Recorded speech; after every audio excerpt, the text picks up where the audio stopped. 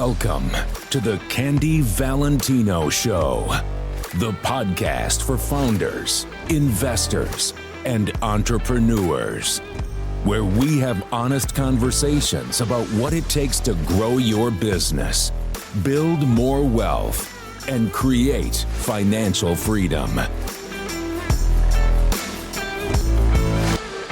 Hey guys, welcome back to another episode of the show. I'm Candy Valentino. Thanks for tuning in with me today. We've got a great show for you planned, and if you've been listening the last couple weeks, I've been kind of hinting around that we've got some changes coming to the show. So they're gonna kind of start here this week, maybe next week, and then really starting in May, June, July, and on, you're gonna start to see a little shift. So we may shift days, we may shift topics, and of course, we would love to hear from you. That's also something that we really want to include in this next season of the show is answering your direct questions, because my goodness, there has been a ton of things happening in the market, in the news, in politics.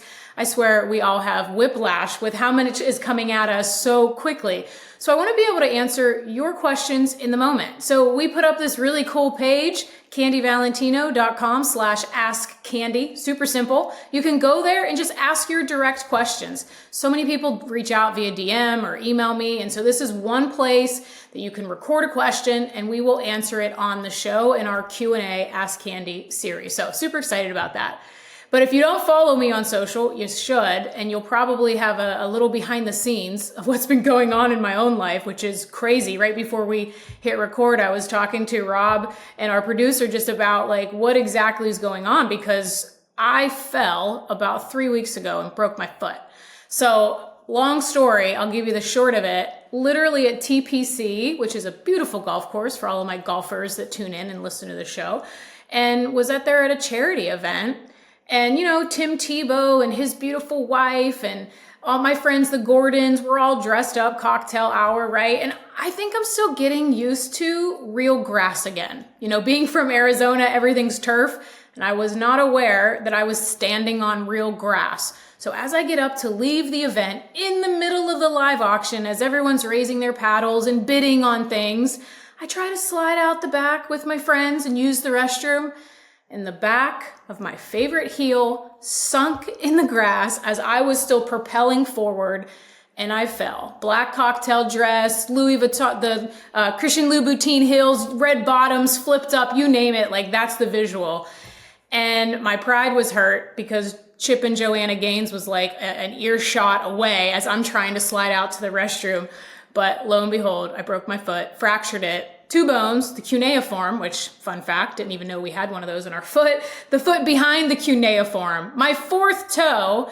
And so I've been stuck in this dang boot for the last 3 weeks. I've got 3 weeks to go.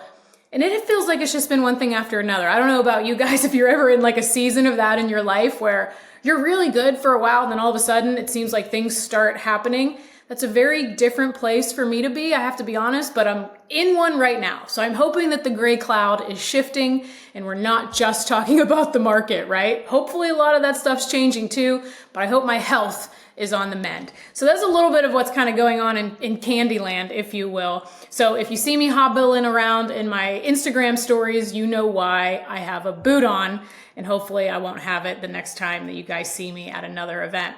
But I wanted to cover a lot of what's going on in the market right now because there is a lot of stories. You know, our new administration, wow, they are coming in and trying to rapid fire change everything all at once, all together. So of course there's going to be some pain. And that's what a lot of people are experiencing right now. So I want to talk about the tariffs. I want to talk about a Forbes article that came out about this market volatility for you to understand the impact of it, some things that companies are doing in order to just kind of wade these choppy waters, because like all markets, nothing is forever. So we get a really good season, really bullish market. We always know on the other side there's a reset. Same thing happens in real estate. And when we have these resets or recession or any of these scary words that the news throws out, there's always another side of that. And when we look back historically, every single time we have one of these resets, what happens? the stock market surges to all new highs. We saw that in 2008. We saw that in 2020 through COVID.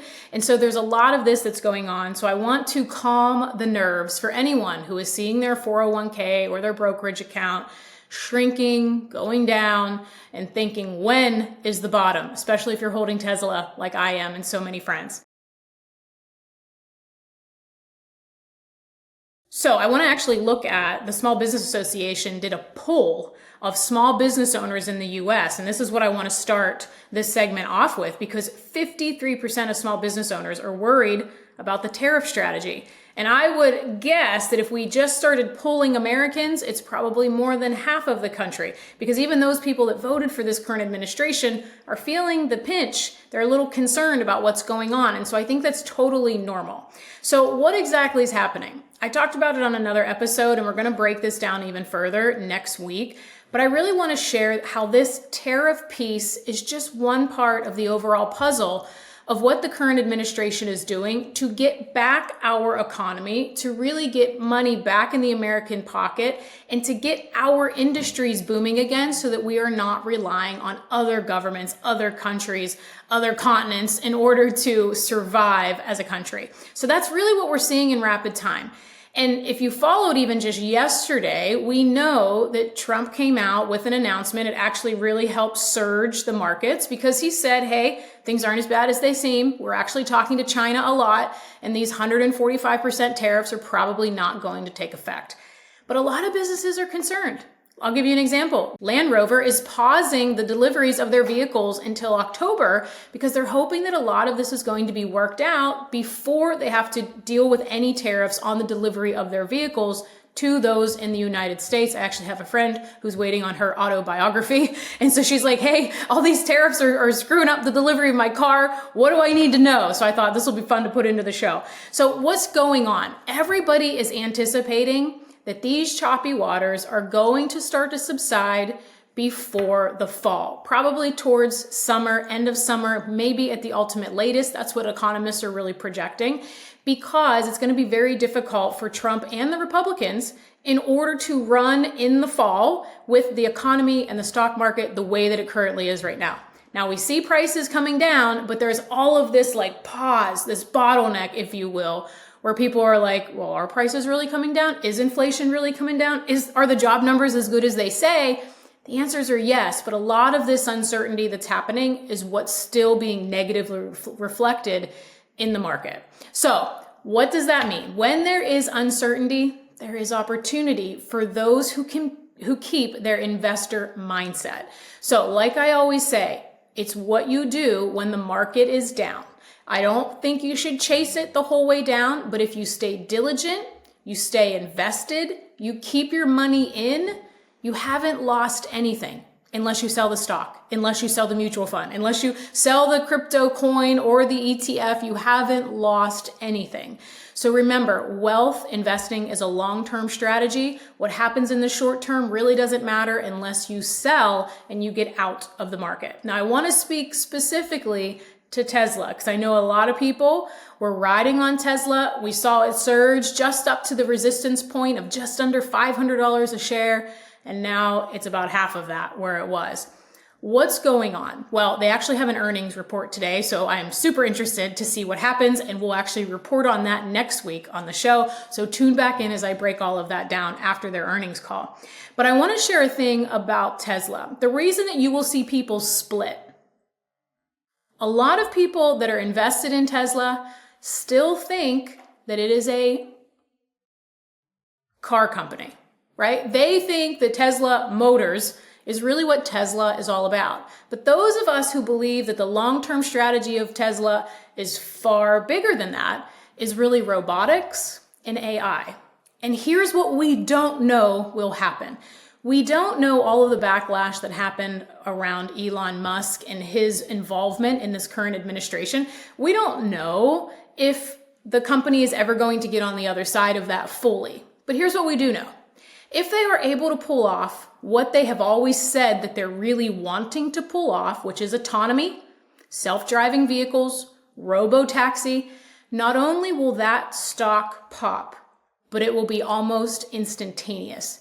If they are able to pull that off, if they are able to shift all of the market and all of the eyeballs away from the declining revenue and the declining number of car units that have been sold, and they're able to turn it to, this is what we really want to do: robotics, autonomy, self-driving, robo-taxis, all of the things like that. If they're able to do that, we will be talking about the opportunity of a lifetime.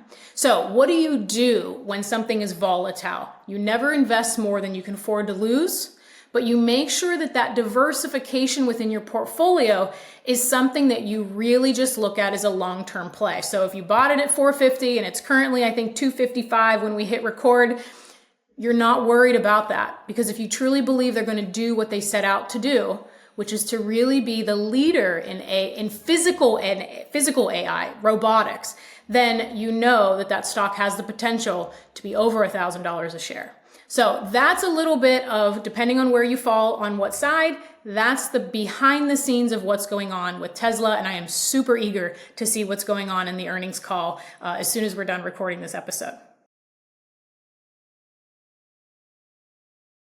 So let's look at the tariffs on the other side of the coin, right? We're talking about it as it relates to the world and to our global impact, but how does it relate to your pocketbook now? Because I don't know about you, but I have sure seen the ads that says, beat the tariffs, come in and buy now. It's not really a sale, right? But they're trying to incentivize you to buy now to increase their buying frequency, right? Which we talk about on the show all the time. How do you get someone to buy more frequently from you? Because attracting a new customer will always cost more money.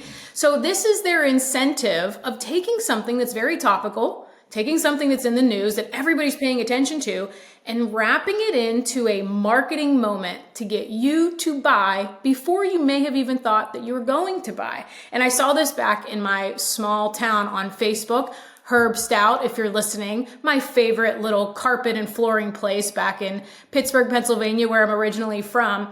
I saw Herb post something like this on Facebook that says, we are not increasing our prices with the stock that we have in now. However, as the tariffs come into play, if they do, we will obviously have to increase cost. So he was pushing everyone into one specific time period in order to boost sales, and it's working. It works for a lot of them. Rooms to Go was another one that just did this initiative. So if you're a small business owner, you can leverage this too. If you are concerned about costs increasing down the road, if you are a product-based business specifically, this is something that you can leverage now. And if you're a consumer and you're wanting to purchase things, you may want to take advantage of this. Here's the thing. We don't know what's going to happen. The 145% tariffs that have been thrown around have already been retracted, which is why we saw the market surge just a day ago or 2 days ago, depending on when you're listening to this recording. But we can play it the other way. If we don't know for sure what's going to happen, why not create an initiative now where customers can buy from us? And as a consumer, why not take advantage of it now, just in case it increases in the next several months? I feel like this is a win-win for business owners and consumers to take advantage of something now to create some urgency and potentially lock in prices before they may or may not go up. Now, here's the other thing. Here's the little asterisk, little kind of negative part to this. People may raise their prices anyways. It's a really great reason, kind of like COVID and all the staffing costs. People use that as a reason to raise prices. We may see people raise prices across the board, potentially because of tariffs, and then the tariffs never take place. I highly doubt most of those businesses are going to then reduce their prices. So make sure that you shop smart. Make sure that you really pay attention to your budget, and make sure that you can stock up when you can with the retailers and the distributors that you do business with. And regardless where you live right about now, spring is here. And so many people I know are cleaning out their closets and getting ready, they're landscaping, all of the things. And because I've dealt with a little bit of those health issues like I told you about in the beginning with my foot, I was thinking about some things that we often forget about until we have an issue. Because over time, life, investments, your portfolio can get pretty messy.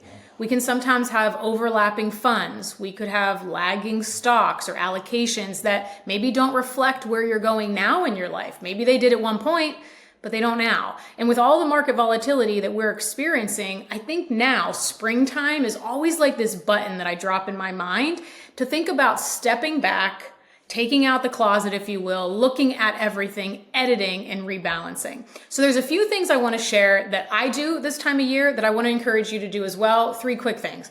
Number 1, check your beneficiaries on any of your life insurance policies. Life moves so fast. And I swear, once you hit that 40 number, it just tends to move a little faster between marriage and divorce and loss and kids. Like, make sure that what you have on paper, whether that is a will, a trust, or your health insurance, your life insurance, all of those beneficiary policies that you have, make sure that they reflect where you are in your life now.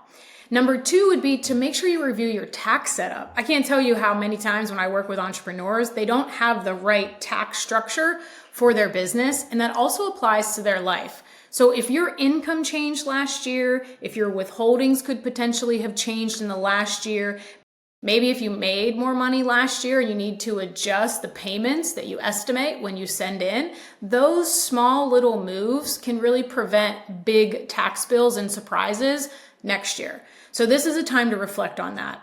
And the third is cut those extras. I don't know about you, but so many times these expenses creep in to my P&L, and they creep in because they're on my credit cards. Streaming channels, apps, memberships, things that I don't even use anymore. So make sure, even if you don't have a business, that you're not doing the State of the Union meeting that I talk about all the time on the show. If you're a business owner, also do that State of the Union business in your personal finances. Scan that credit card statement. See if other things creeped in that you're not using or that you can consolidate so that you can ditch. You want to make sure that the money that you're making isn't just going out the door for frivolous things, because it's not just what you spend now, it's what that money will compound over time and how much it could actually take away from your future. So look, this isn't like some big overhaul. Just take 1 hour, intentional effort, set it up, take a look at what you're spending, take a look at that tax setup, check those beneficiaries so that while you're working so hard to build your wealth, you're also making sure that you keep it. All right, guys, that's all for today's show. Thanks so much for tuning in. And if you love this episode and find value in it, please subscribe to the show over on Apple, Spotify, or YouTube, or send the episode to someone you love. Thanks again for spending this time with me today. We'll see you next time.